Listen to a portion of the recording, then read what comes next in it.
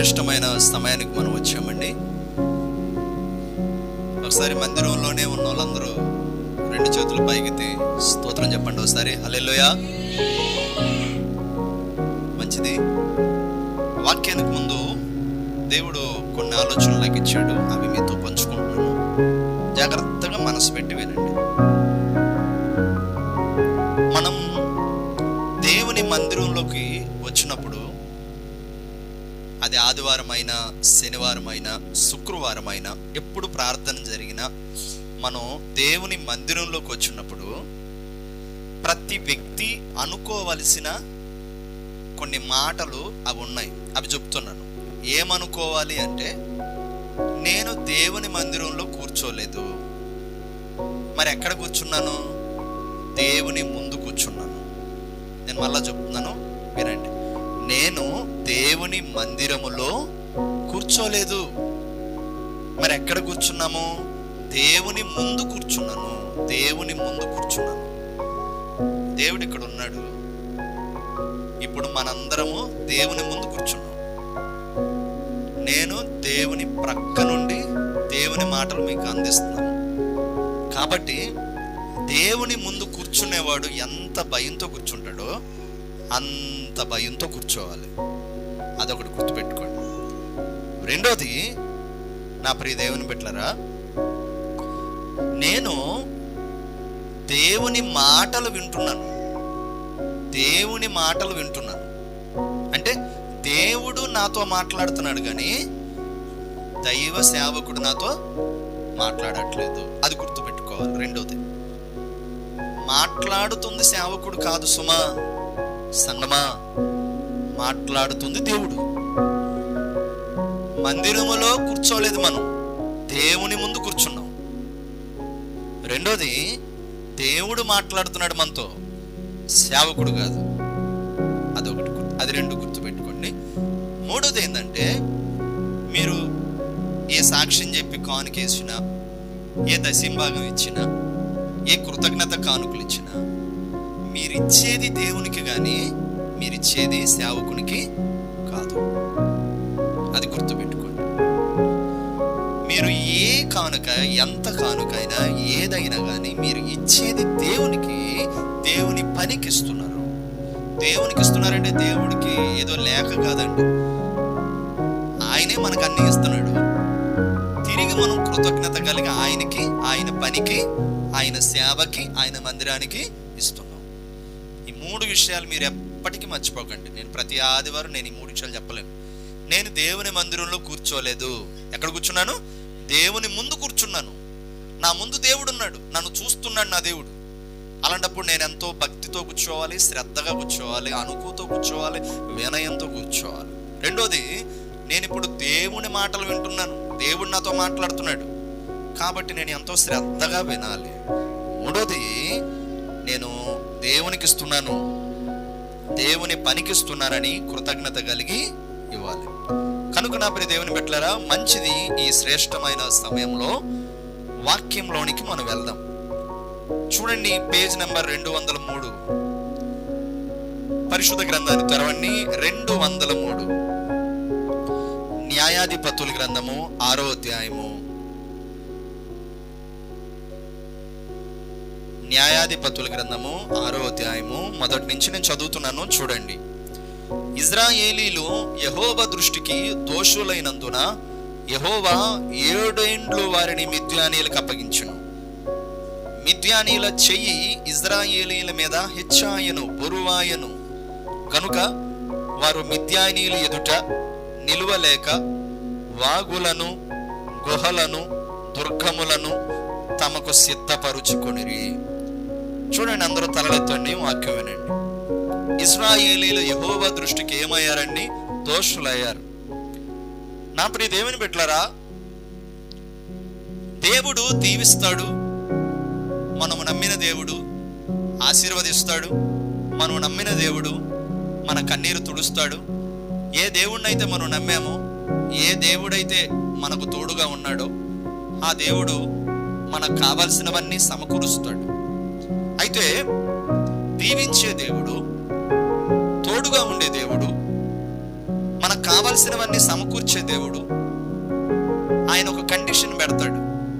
ప్రతి వ్యక్తికి ఒక కండిషన్ పెడతాడు. ఏంటో కండిషన్ అంటే, నేను మీకు కావాల్సినవన్నీ నేను మీకు ఇస్తున్నాను కదా, మీకు కావాల్సినవన్నీ నేను మీకు ఇస్తున్నాను కదా, నువ్వు అడుగుతున్నవన్నీ నేను మీకు ఇస్తున్నాను కదా, అయితే మీరు నా మాటలు వినండి, మీరు నేను చేయమన్నవి చేయండి, మీరు నేను చేయొద్దన్నవి చేయకండి, నేను తాకవద్దు అన్నవి తాకకండి, తినవద్దన్నవి తినకండి, ఉండొద్దన్న స్థలాల్లో ఉండకండి, వినొద్దన్న మాటలు వినకండి, వెళ్ళొద్దన్న చోటుకి వెళ్ళకండి, తిరగద్దన్న వాళ్ళతో తిరగకండి. నేను ఒక కండిషన్ పెడుతున్నాను. ఆ కండిషన్ ప్రకారంగా, ఆ ఆజ్ఞ ప్రకారంగా మీరు నడిస్తే సదాకాలము నేను మీకు దేవుడుగా ఉంటాను అన్నాడు. స్తోత్రం చెప్పండి ఒకసారి, హల్లెలూయా. నా ప్రియ దేవుని బిడ్డలారా, ఆయన అన్ని ఇస్తాడు మనకి. కొన్నిసార్లు మనం అడగకపోయినా ఇస్తాడు, కొన్నిసార్లు మనం ఊహించనవి కూడా మనకిస్తాడు. ఎందుకంటే మనం ఆయన చేత చేయబడిన బిడ్డలం కాబట్టి, మనల్ని ఆయన సృజించాడు కాబట్టి, మనల్ని ఆయన ఎన్నుకున్నాడు కాబట్టి, మనల్ని ఆయన ఏర్పరచుకున్నాడు కాబట్టి. ఇజ్రాయేలీలు కూడా తన మహిమ కొరకు ఏర్పరచుకున్న జనం వీళ్ళు. ఇజ్రాయేలీలు ఆ జాతిని, ఆ ప్రజల్ని దేవుడు కోరుకున్నాడు, ఆ ప్రజల్ని దేవుడు ఎన్నుకున్నాడు. ఆ ఇజ్రాయేలీల ప్రజల్ని దేవుడు తన మహిమ కొరకు ఏర్పరచుకున్నాడు. 430 సంవత్సరాలు వీళ్ళు ఏ దేశంలో బానిసలుగా ఉన్నారు చెప్పండి? ఐగుప్తులో బానిసలుగా ఉన్నారు. అలా బానిసలుగా ఉన్న వీళ్ళని దేవుడు ఏం చేశాడు? వాళ్ళు 430 సంవత్సరాలు బానిసలుగా ఉన్నందుకు మూలిగారు, ప్రార్థించారు, కన్నీరు విడిచారు. అప్పుడు దేవుడు వీళ్ళని విడిపించడానికి ఒక వ్యక్తిని పంపాడు, మోషేని పంపించి, మోషే ద్వారా దేవుడు 10 అద్భుతాలు చేయించి, ఆ తర్వాత అరణ్య యాత్రలో 40 సంవత్సరాలు నడిపించి, పగటి వేళ మేఘస్తంభంగా, రాత్రి వేళ అగ్నిస్తంభంగా తోడుగా ఉండి, ఆ 40 సంవత్సరాలు వాళ్ళకు కావలసిన ఆహారాన్ని ప్రతిరోజు ఆకాశం నుండి మన్నాను కురిపిస్తూ, వాళ్ళకి దాహం వేసినప్పుడు బండలో నుండి నీరు రప్పించి వాళ్ళకి దాహం తీర్చి, ఆ 40 సంవత్సరాలు కంటికి రెప్పవలే దేవుడు వాళ్ళని కాపాడి వాళ్ళని ఎక్కడికి చేర్చాడండి? పాలు తేనెలు ప్రవహించే కనాను దేశానికి వాళ్ళని చేర్చాడు. అలా కనాను దేశానికి చేర్చిన దేవుడు ఏం చెప్పాడంటే, అక్కడ కనానీయులు ఉంటారు, అక్కడ అమోరీలు ఉంటారు, అక్కడ ఫిలిస్తీన్లు ఉంటారు, అక్కడ మిద్యానీయులు ఉంటారు, అక్కడ అమోరీలు ఉంటారు. వాళ్ళు విగ్రహారాధికులు, వాళ్ళు అన్యజనులు, వాళ్ళు నాకు విరోధంగా ఉండే ప్రజలు. ఇప్పుడు మిమ్మల్ని నేను ఆ దేశానికి, వాగ్దాన దేశానికి మిమ్మల్ని చేరుస్తున్నాను. అయితే కనానీయులను, అమ్మోనీయులను, మిద్యానీయులను, ఫిలిస్తీన్లను, అమోరీలను నేను మీ మధ్య ఉండకుండా వెళ్ళగొడతాను. అయితే గుర్తుపెట్టుకోండి బాగా, ఇజ్రాయేలుకి చెప్తున్నాడు దేవుడు, అయితే మీరు మిద్యానీయుల మాట వినకండి, అమోరీల మాట వినకండి, కనానీయుల మాట వినకండి, అమోనీయుల మాట వినకండి, ఫిలిస్తీన్ల మాట వినకండి, మీరు నా మాట వినండి అన్నాడు. అంతే ఆయన చెప్పింది. మీరు నా మాటనండి, వాళ్ళ మాట వినకండి. మీరు నన్ను సేవించండి, వాళ్ళు చేయించిన విగ్రహాలని సేవించకండి. మీరు నన్ను ఆరాధించండి, వాళ్ళ దేవతలను ఆరాధించకండి. ఎందుకు? అవి మట్టి బొమ్మలు, అవి విగ్రహాలు, అవి కళ్ళతో చూసినా అవి చూడవు, అవి నోరుండి మాట్లాడవు. నేను మిమ్మల్ని 430 సంవత్సరాల నుండి ఐగుప్తు దేశం నుండి నేను మిమ్మల్ని విడిపించాను, మీకు కావలసినవన్నీ సమకూర్చాను. నేనే కదా నిజమైన దేవుడిని మీరు నమ్మినట్లయితే మీరు నన్ను సేవించండి అని దేవుడు వాళ్ళకి మరి మరి మరి మరి చెప్పాడు. అయితే కనాను దేశానికి వెళ్ళారు, వాగ్దాన దేశంలోకి వెళ్ళారు. కొన్ని సంవత్సరాలు గడిచినాయి. అయితే అంతా బాగానే ఉన్న సమయంలో ఈ ఇజ్రాయేలు ప్రజలు ఏం చేశారంట? దేవుడు ఏదైతే చేయమన్నాడో అది చేయటం మానేశారు, దేవుడు ఏదైతే చేయొద్దన్నాడో అది చేయటం ప్రారంభించారు. మిద్యానీయుల మాట వినతన్నాడు, వాళ్ళ మాట వినటం ప్రారంభించారు. అన్య స్త్రీలను వివాహం చేసుకోవద్దు మీ పిల్లలకు అని దేవుడు చెప్పాడు. అన్య స్త్రీలని వాళ్ళు తీసుకొని వాళ్ళ కుమారులకు పెళ్లి చేసుకుంటున్నారు.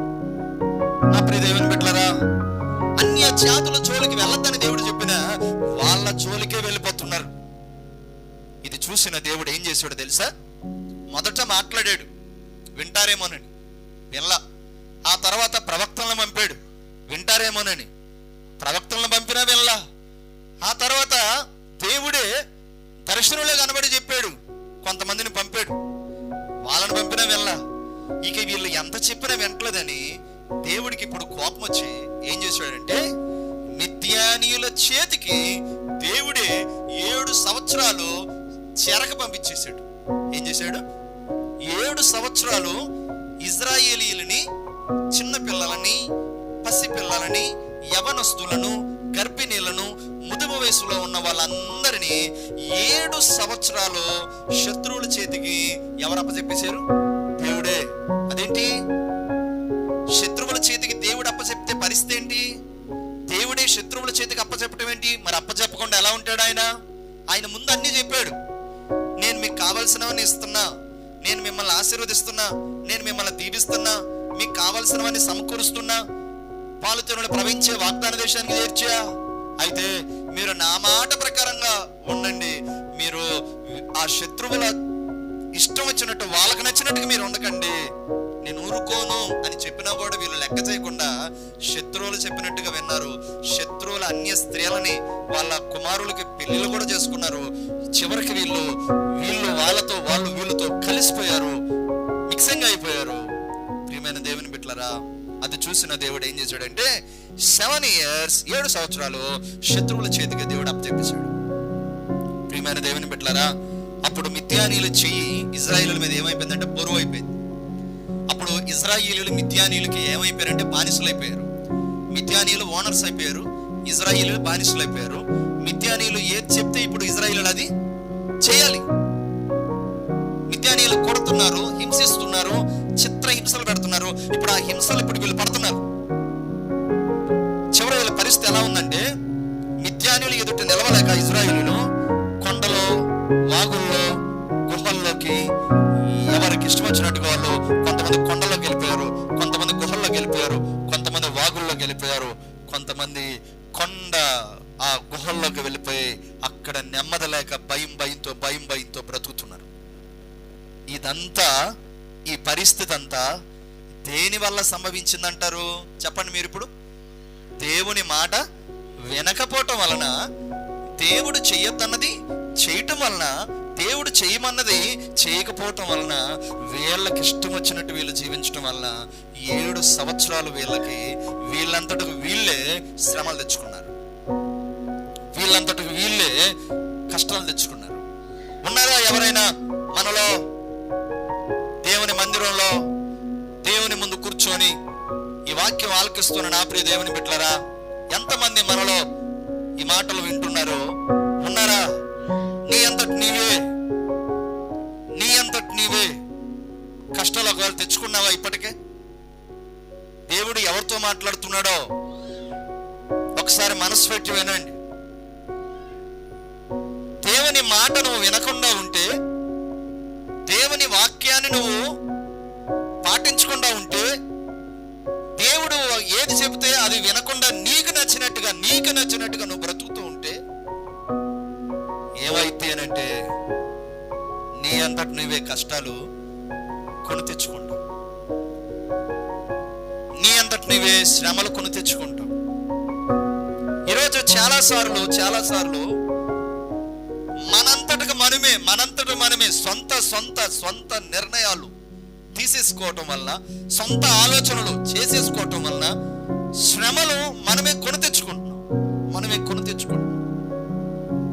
నా ప్రియ దేవుని బిడ్డలారా, ఈరోజు నీ కుటుంబంలో చాలా మంది చాలా రకాల శ్రమలతో ఉన్నారు. అయితే కొంతమందిని దేవుడే పరిశోధించడానికి శ్రమలు పెడతాడు. కొంతమంది దేవునికి దూరం అయిపోవటం వల్ల వాళ్ళంతటి వాళ్ళే శ్రమలు కొని తెచ్చుకుంటారు. ఇప్పుడు ఇశ్రాయేలీయులు కూడా అలాగే శ్రమలు కొని తెచ్చుకున్నారు. మిద్యానీయులు చెయ్యి వారి మీద చాలా బరువుగా ఉంది. 7 సంవత్సరాలు వాళ్ళకి నెమ్మది లేదు. నా ప్రియ దేవుని బిడ్డలారా, కొండల్లో, వాగుల్లో, గుహల్లో ఉన్నారు. నేను అంటాను, ఇప్పుడు దేవుడు చెప్పినట్టే వాళ్ళు చేసి ఉంటే వాళ్ళ పరిస్థితి ఎలా ఉండేదా? బాగుండేది. ఈరోజు ఈ వాక్యం ఆలకిస్తున్న నా ప్రియ దేవుని బిడ్డలారా, చాలాసార్లు దేవుడు నీతో కూడా చెప్తుంటాడు, అలా ఉండబ్బాయి అని. నువ్వు అలా ఉండవే. చాలాసార్లు దేవుడు నీతో చెప్తుంటాడు, ఆ మార్గంలో నడవకు నాయనా అని. నువ్వు ఆ మార్గంలో నడుస్తావే. చాలాసార్లు దేవుడు నీతో చెప్తుంటాడు, ఇగో అలాంటి ప్రవర్తన కలిగి ఉండకు, మంచి ప్రవర్తన కలిగి ఉండు అని. నీకు నచ్చినట్టుగా నువ్వు బ్రతుకుతుంటావు, నీకు నచ్చినట్టుగా నువ్వు మాట్లాడుతుంటావు. నన్నెవరు ఆపేదంటావు, నాకెవరో చెప్పేదంటావు. నా ప్రియ దేవుని బిడ్డలారా, నేను ఎవరు చెప్పినా విననంటావు. అదేమనంటే నేను సీతయ్య చెల్లినంటావు, లేకపోతే శామ్యూల్ సీతయ్య అన్ననంటావు. సీతయ్య కింద క్యాప్షన్ ఏంటిరా గుర్తుందా? ఎవడి మాట వినడు. నిజమే, మనలో ఎంతమంది లేరు ఎవడి మాట వినని స్వభావం కలిగిన వాళ్ళు? ఇజ్రాయేలీలు కూడా ఇంతే. ప్రవక్తల మాట వింటలేదు వీళ్ళు, దేవుని మాట వింటలేదు వీళ్ళు, దైవజనుల మాట వింటలేదు వీళ్ళు, దర్శనంలో దేవుడు మాట్లాడిన వినలేదు వీళ్ళు. అందుకని దేవుడు ఏం చేశాడంటే, మీరు ఎవరు చెప్పినా వింటలేదు కదా, నా మాట కూడా వింటలేదు కదా, నా ప్రవక్తల మాట కూడా వింటలేదు కదా, మీకు ఎలా బుద్ధి చెప్పాలో నాకు తెలుసు అని మిద్యానీయుల చేతికి అప్పగించాడు. మిద్యానీయుల చేతికి అప్పగించాడు. ఏంటి మిద్యానీయులు అంటే? ఆత్మీయ అర్థం ఏంటంటే, నా ప్రియ దేవుని బిడ్డలారా, మిద్యానీయులు అనే అప్పు కావచ్చు. ఈరోజు మనంతట మనమే కోరి కోరి కోరి కోరి ఒక అప్పు మీద ఒక అప్పు, ఒక అప్పు మీద ఒక అప్పు, ఒక అప్పు మీద ఒక అప్పు చేసేసుకోవటం వల్ల కొండంత అప్పులు. ఎవరు నిన్ను అంత అప్పులు చేసుకోమన్నారు? ఎవరు నిన్ను ఆ మోయలేనంత కొండంత బరువు మోయమన్నారు? ఇప్పుడు ఎవరు నిన్ను దేవా నా అప్పులు తీర్చవా, అప్పుడెప్పుడు తీరుస్తావు, అప్పులు ఎప్పుడు తీరుస్తావని ఎవరు నిన్ను అడగమన్నారు? నేను అంటాను, ఒక అప్పు మనం చేసే ముందు మనం కట్టగలమా లేదన్నది ఆలోచించాలి. ఒక అప్పు మనం చేసే ముందు అది ఇక ప్రాణం మీదకి వస్తే ఇక తప్పదనుకోండి, నేను వాటి గురించి చెప్పట్లేదు. మన స్థితి బాగుండి ఒకవేళ మనం అప్పు చేయాలనుకున్నప్పుడు కూడా అది మనం కట్టగలమా లేదా, మనం తీర్చుకోగలమా లేదా? ప్రియమైన దేవుని బిడ్డలారా, 11 లక్షల అప్పులు మాకున్నప్పుడు ఒకరు అన్నారు, ఇంటిలో తీసుకోండి అన్నారు. అమ్మగారు ఆలోచిస్తున్నారు. మరలా ఇంకొకరు అన్నారు, తీసుకుంటే మీరు కట్టలేరు, అవసరమైతే ఇల్లు పోద్ది, నడి రోడ్డు మీద పెడతారన్నారు. ఒకరేమో తీసుకోండి అన్నారు, అప్పులన్నీ తీరిపోతాయి అన్నారు. మరొకరేమో తీసుకోవద్దన్నారు. ఇప్పుడు మా మనసు మాతో ఏం చెప్తుంది? ఇద్దరు చెప్పిందే నిజమే, అప్పులు కట్టలేకపోతున్నామని, ఇంటిలోనైనా తీసుకొని అప్పులు కట్టేద్దామని. మరి నెల నెల ఎక్కడి నుంచి వస్తాయి? నెల నెల మా రాబడి ఎంత, మా ప్రాఫిట్ ఎంత, మా సంపాదన ఎంత, సంఘం ద్వారా మాకు వచ్చేదంతా, అవన్నీ ఆలోచించుకోవాలి కదా.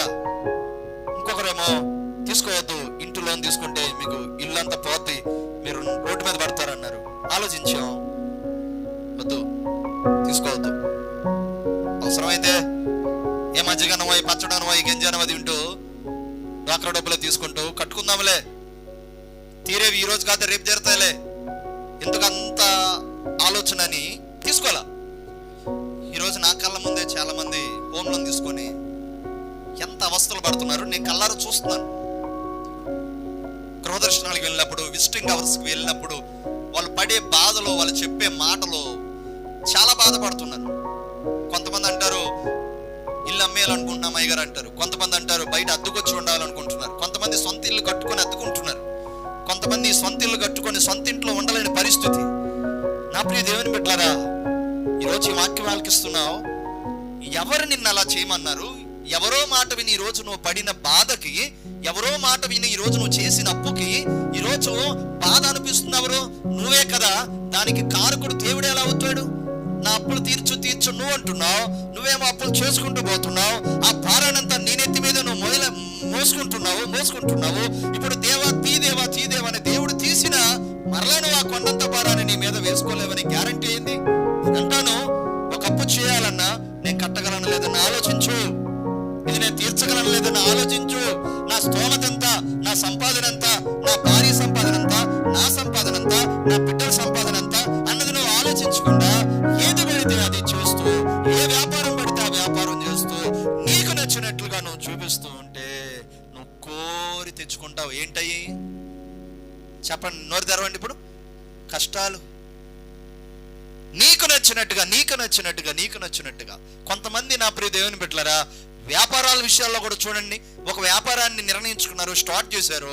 ఆ వ్యాపారంలో ఎదుగుదల రాలా, మరలా ఇంకోటి వెంటనే ఇంకో వ్యాపారం అప్పు చేసి, సరే ఈ వ్యాపారంలో సక్సెస్ రాలా, మరలా ఇంకో వ్యాపారం మరలా అప్పు చేసి, 4 దిక్కుల నుండి అప్పులు చేసి ఆ వ్యాపారం కాకపోతే ఈ వ్యాపారం, ఈ వ్యాపారం కాకపోతే ఆ వ్యాపారం, ఆ వ్యాపారం కాకపోతే ఈ వ్యాపారం, అది ఇది ఇది అది చేసి 4 వ్యాపారాల్లో నీకు సక్సెస్ రాలా.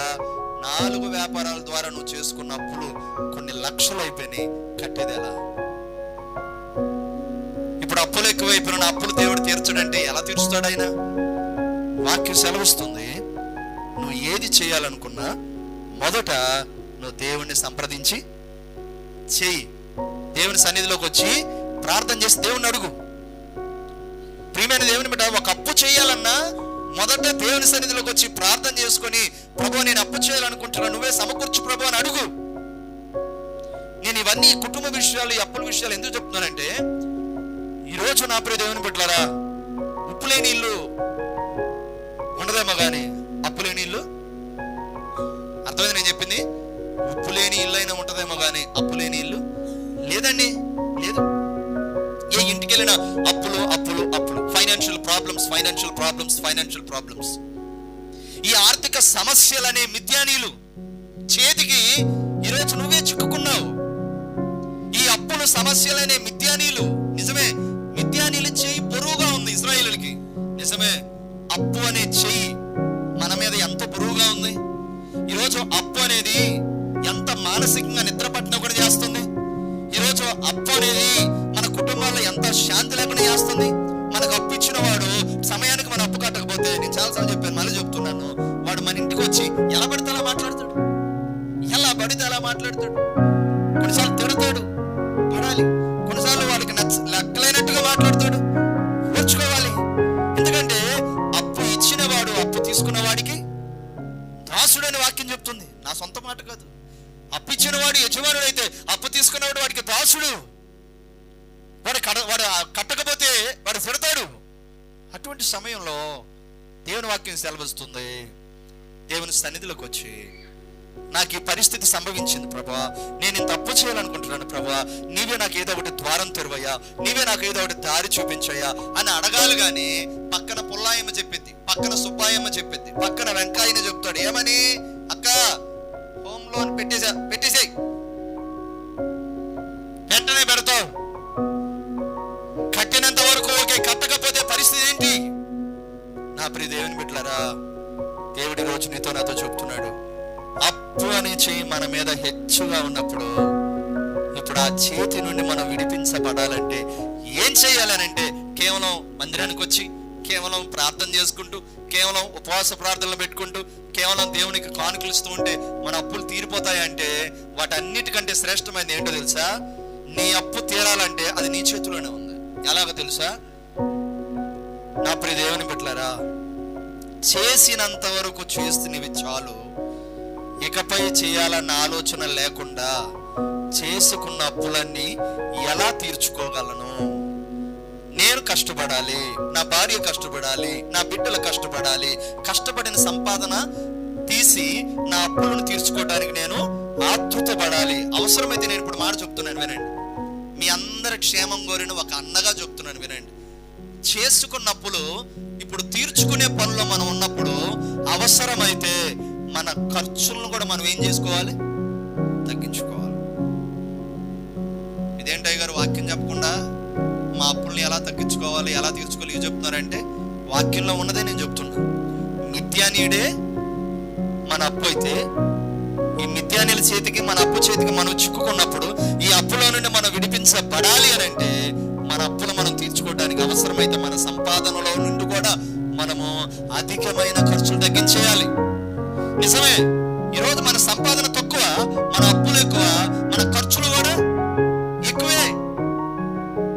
ప్రియమైన దేవుని బిడ్డలారా, తినే తిండి తగ్గించుకో, అదనపు ఖర్చులు తగ్గించుకో, అదనపు పనులు, అదనపు ప్రయాణాలు, అదనపు షాపింగ్ మాల్స్ కని, అదనపు చుట్టాల ఇళ్ళకని, వాటన్నిటిని తగ్గించుకో.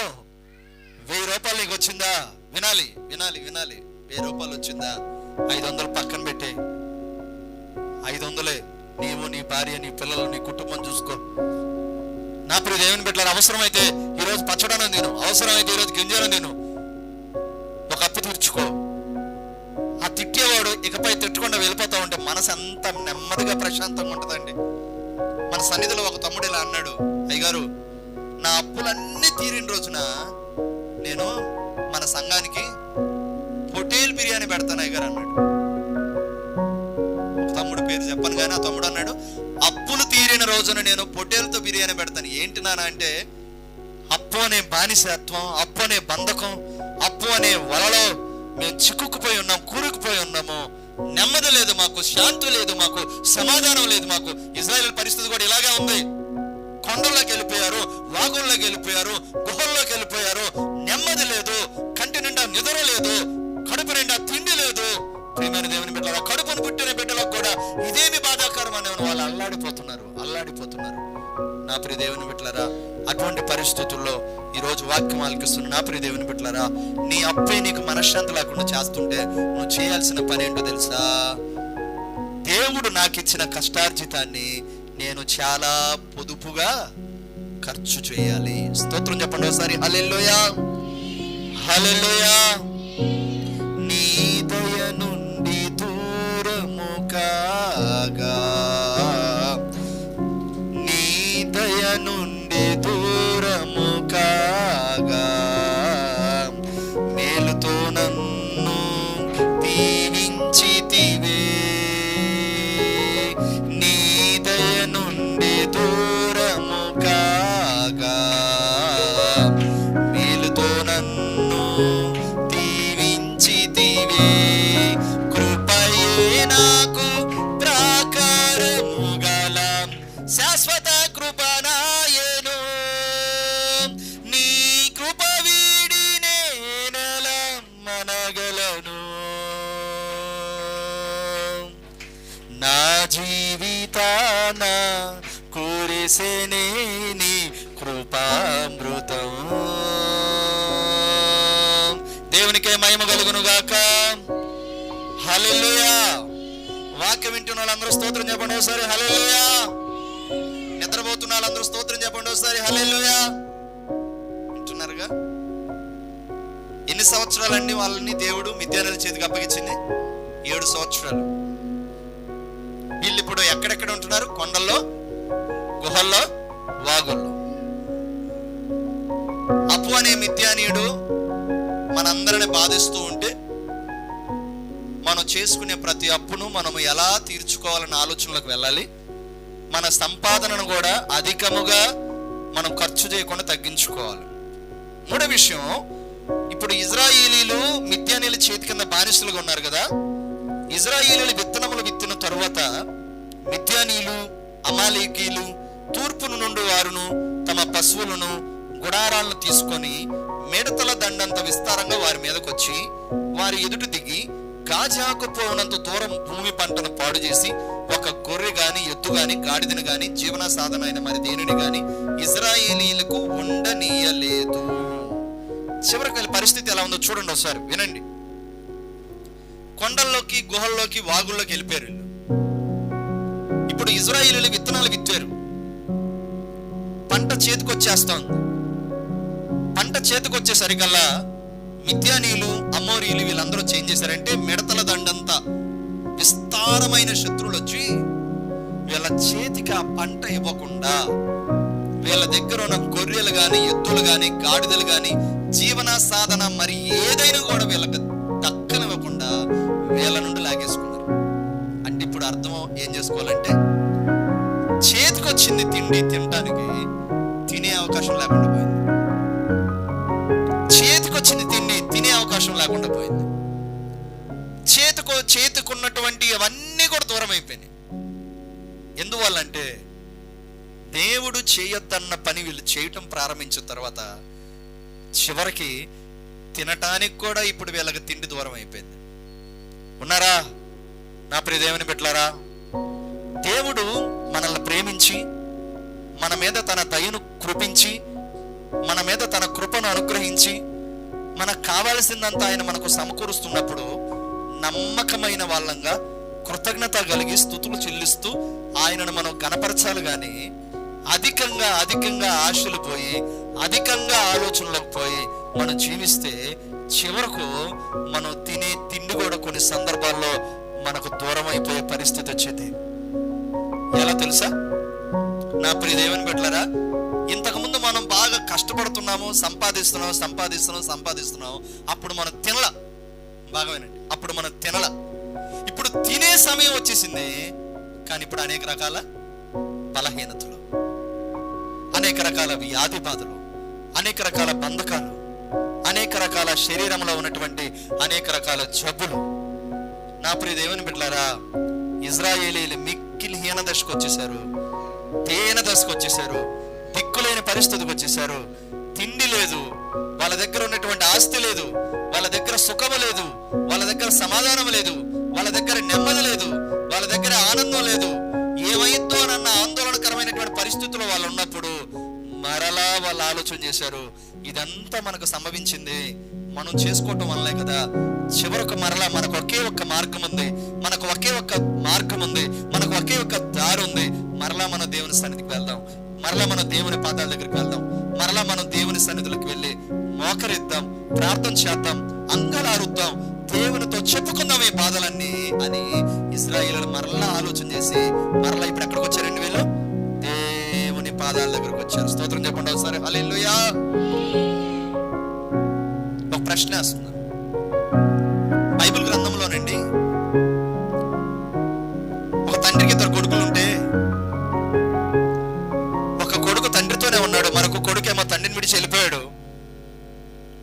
స్నేహితులు నమ్ముకున్నాడు, డబ్బంతా కూడా జలసాలకు తిరిగి ఖర్చు చేశాడు. కరువు వచ్చింది, స్నేహితులు వెళ్ళిపోయారు, డబ్బు అయిపోయింది. చివరికి ఎక్కడికి వెళ్ళాడు? అప్పుడే వెళ్ళిపోయాడా? అది చెప్పండి. పందులను కాయటానికి వెళ్ళాడు, పందులు తినే పొట్టు తినడానికి ఇష్టపడ్డాడు. మిక్కిలి హీన దశ. అప్పుడు గుర్తొచ్చాడు ఎవరు? తండ్రి. చాలాసార్లు దేవుడు మనకి ఎప్పుడు గుర్తొస్తాడు తెలుసా? దేవుని విడిచి, దేవుని మరచి, దేవుని వదులుకొని ఇష్టానుసారంగా మనం జీవించినప్పుడు దేవుడు చూసి చూసి చూసి చూసి చూసి ఇప్పుడన్నా నన్ను జ్ఞాపకం చేసుకోరా అని దేవుడు అంటుంటే, నువ్వు జ్ఞాపకం చేసుకోకుండా నువ్వు జీవిస్తూ ఉంటే దేవుడు టంగుజాలు కొడతాడు. దేవుడు టంగుజాలు కొట్టినప్పుడు తిరిగి అప్పుడు దేవుడి దగ్గరికి వస్తాం. తప్పిపోయిన కుమారుడు అప్పుడు తండ్రిని జ్ఞాపకం చేసుకున్నాడు. ఇశ్రాయేలీయులు మిక్కిలి హీనదశ వచ్చినప్పుడు అప్పుడు దేవుణ్ణి జ్ఞాపకం చేసుకున్నారు. అటువంటి సమయంలో మరలా దేవుడు ఏం చేశాడంటే, ఆ దయగలిగిన దేవుడు వారి ప్రార్థనలన్నీ విని వాళ్ళ దగ్గరకు మరలా ప్రవక్తన పంపాడు. కొట్టన చప్పట్లో ఒకసారి దేవునికి స్తోత్రం చెప్పండి ఒకసారి. హల్లెలూయా, హల్లెలూయా. నీ కృప తప్ప వేరొకటి లేదయ్యా, నీ మనసులో నేనుంటే చాలయ్యా, బహుకాలముగా నేనున్న స్థితిలో నీ కృప నాయడ చాలునంటివే. నీ కృప తప్ప వేరొకటి లేదయ్యా, పడండి. నీ మనసులో నేనుంటే చాలయ్యా, బహుకాలముగా నేనున్న స్థితిలో నీ కృప నాయడ చాలునంటివే. నీ అరచేతిలో నుండి చెక్కుకుంటివి.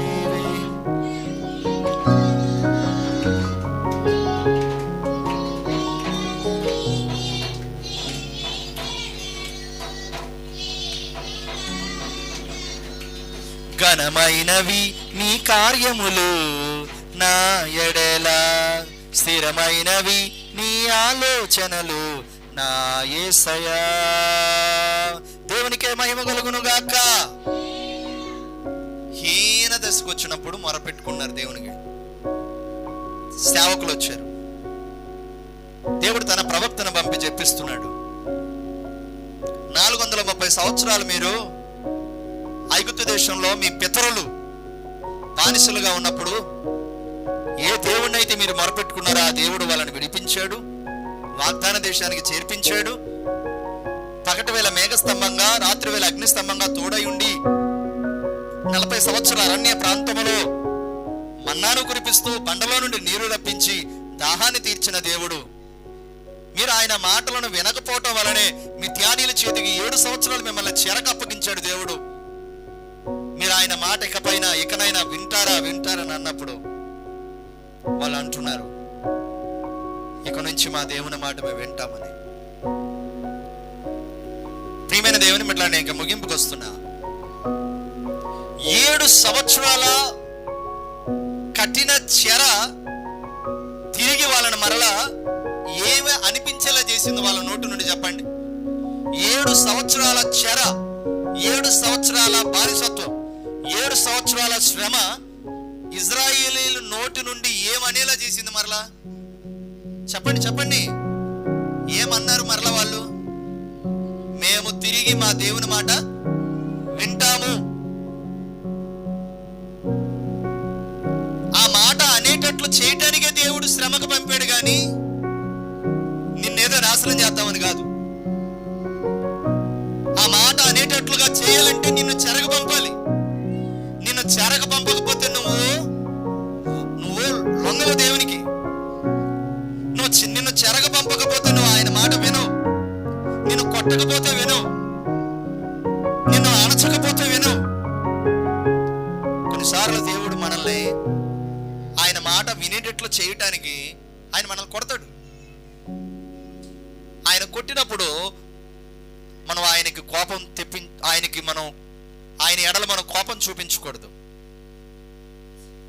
ఇజ్రాయేలీయుల దేవుడు కొట్టి మిద్యానీయుల చేతికి అప్పగించింది దేనికంటే పాడైపోవటానికి కాదండి, తిరిగి నీ మాట నేను వింటాను దేవా అని అనటానికి, ఆయన మాట వినేటట్లు చేయటానికి దేవుడు ఏం చేశాడంటే వాళ్ళని 7 సంవత్సరాలు చెరకు పంపాడు.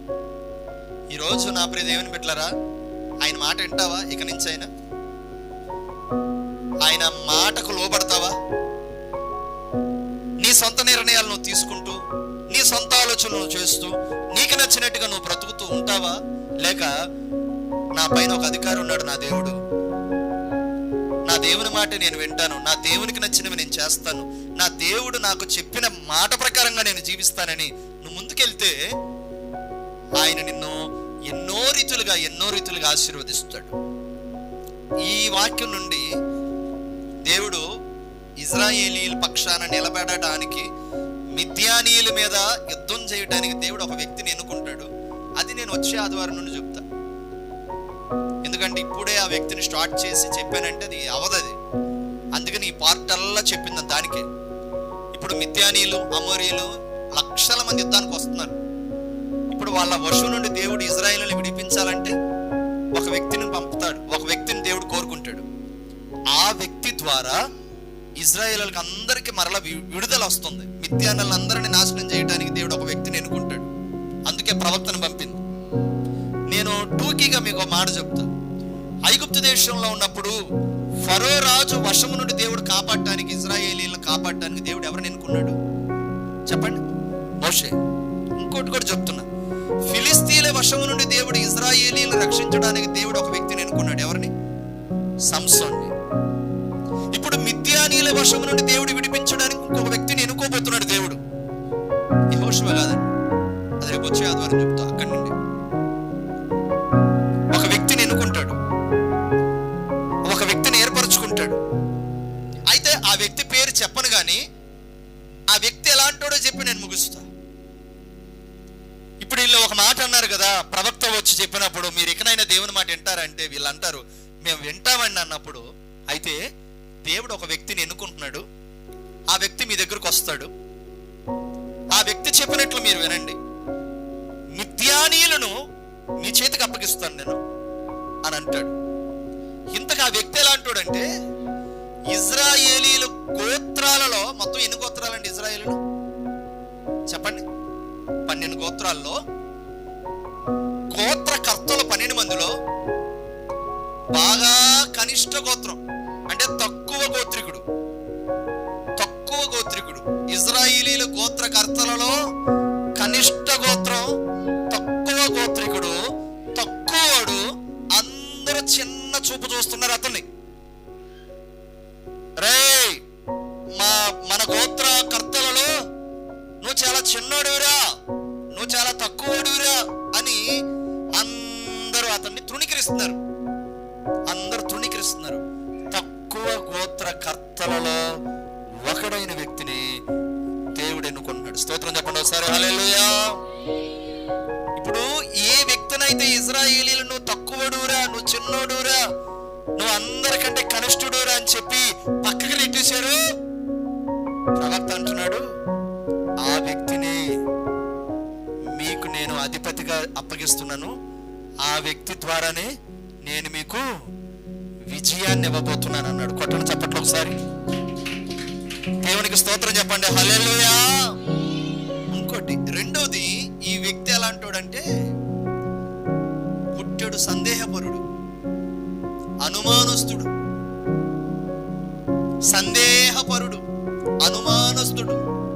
అంటే మీకు అర్థమయ్యే భాషలో చెప్తున్నాను, ఏదైనా జరిగితేనే నమ్ముతాడు, లేకపోతే నమ్మడు. దేవుడు నిన్ను దీవిస్తాడయ్యా, దేవుని నమ్ముకో అంటే దీవించని నమ్ముతా అంటాడు. దేవుని నమ్ముకో నాయన, నువ్వు పాస్ అవుతావు నాయన అంటే పాస్ చేయని అప్పుడు నమ్ముతా అంటాడు. అంతటి సందేహపరుడు ఇతను, ఈ వ్యక్తి. అయ్యా నీకు వల నిండా విస్తారమైన చేపలు పడతాయి నాయన, మందిరానికి రానాయన అంటే పడని అప్పుడు వస్తా అంటాడు. అలా అంటాడు. మూడోదిగా ఈ వ్యక్తి ఎలా అంటాడు తెలుసా? బహుపిరుకోడు.